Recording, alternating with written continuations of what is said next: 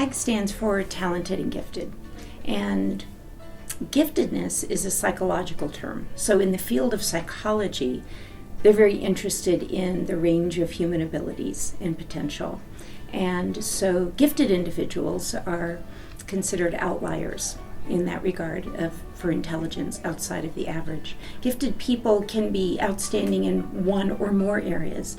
For some, it's in all areas, but it's more common that it's actually in fewer areas than everything. And I think that's one of the myths. People think that gifted kids should be good at everything, should be gifted at everything they do, and that's just not true. For me, TAG has always been a safe place to talk, where I always felt like Miss Bradley cares about our success and wants us to do well and has always been supportive of everything that's going on in our lives and ask questions, and she's never pushed us too far. Like if you don't want to talk about something, you don't have to. You don't have to say more than you want to say. It's a really great community. We have a lot of people who think like you and kind of act like you, and it's just another place to kind of talk and make a lot of new friends. At Fairview, about 25%, more than 25% of our population is identified as talented and gifted, and that's much higher than the national or even the state numbers. So the TAG program at Fairview, considering there are over 500 identified students here at Fairview, obviously I can't interact with all of those students all of the time, but what I make available is a lunchtime TAG time when the TAG students can get together if they want to. It's just an opt-in, it's volunteer. Bring their lunches, and they can be in a group with other students who think and feel like they do.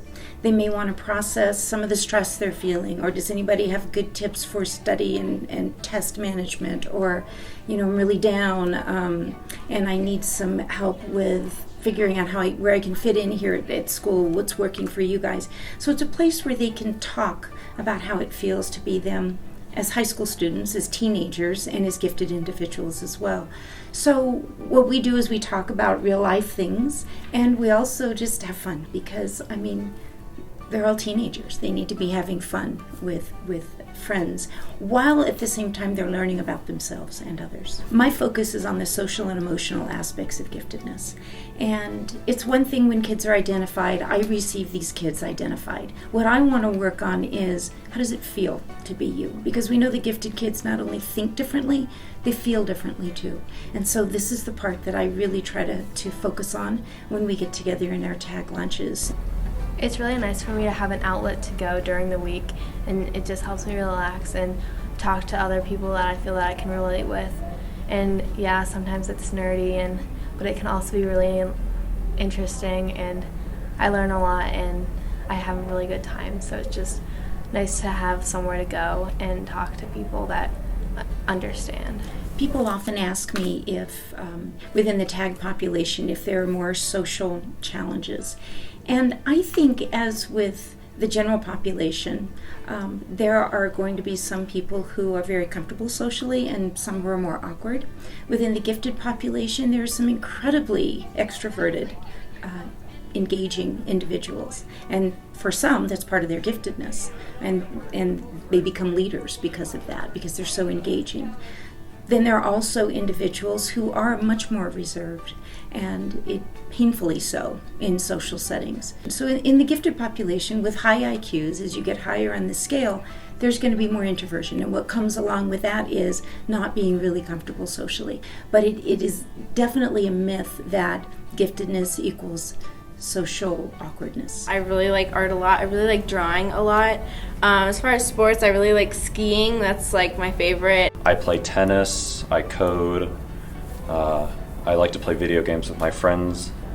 I like playing sports, so I play hockey and lacrosse. One of my favorite, I think, is 3D modeling. In giftedness, it's really about who you are, not what you do. Giftedness is something you are, not something you just do in your performance and what you produce. So a lot of students are motivated by grades. And they're gifted, but their grades aren't going to reflect it. Their choices in classes aren't going to reflect it. And what they produce isn't going to reflect it. But that doesn't mean they're not gifted. So I think there's a lot of unmet potential out there by kids who are gifted, but they're just not producing at that level of their ability. I see something or I hear something, I really think a lot about it, a lot of angles. Like, what does this mean? What are the implications of this? What caused this? What are the effects? I often overthink things. I play tennis, and often my coach will say, Adam, you're overthinking this. You just need to do your thing. And I think that's the tag part of me. And so I think it's important to know that while we are in some ways more capable, it doesn't mean that we should be doing more schoolwork. And I think Miss Bradley has done a great job of that. Come, everybody, come and join us. It's really fun, and we would love you to be a part of it.